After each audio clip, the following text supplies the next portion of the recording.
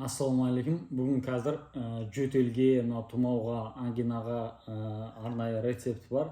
Мынау имбир, жаңағыдай тамақ жұтынған кезде ауырып жатса, болмаса жөтел қойылмай жатса, қақырық кетпей жатқан кезде осы рецепт жасап үй жағдайында ішсеңіздер болады. Мынау имбир, енді мен бұл жақтікін білмеймін, мынау Арабиядан келген, жаңағы Меккеден ше. Мынадан бір қасық сап аласыздар. Жарты қасықта жетеді. Тамақты кәдімгі неме қуырып жібереді мынау ше. Сондықтан өздеріңізге лайықтап салыңыздар мынаншаны. Мынау ақсу немесе шайға да жасасаңыздар болады, разницасы жоқ. Мынау кипяток қайнап тұрған жерінен. Мынаны араластырасыздар бірінші. Иісі мүңгіп тұр.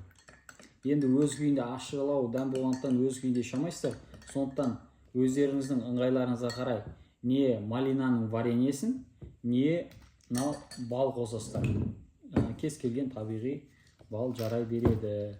Если егер болып жатса таңдауларыңыз, мақта бал алыңыздар. Мақта балы жаңа тамаққа жақсы көмегін береді. Міне, енді сәл тәттілеу қылу үшін әжептәуір қылып жаңағыдай бал қосып алайын. Бал қосасыздар. Осыны енді ішесіздер. Мына сәл ыстық болып тұр. Сәл суыған кезде, тамақ күйіп қалмайтындай болған кезде ішесіздер. Жақсылап араластырып барып, осыны бір ішкен кезде уже қойып кетеді.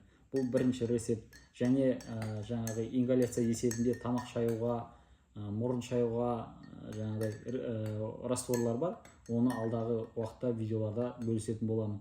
Және де халық емдеріне қатысты көптеген видеолар бар. Халық ем Нұрқаділ деп ютубқа, инстаграмға жазсаңыздар шығады. Видео пайдалы болған болса, мынаны группаларға тарқатып қойыңыздар, және де каналға тіркеліп кетіңіздер. Ем болсын барлықтарыңызға. Мынаны араластырып, бисмилля деп ішесіздер.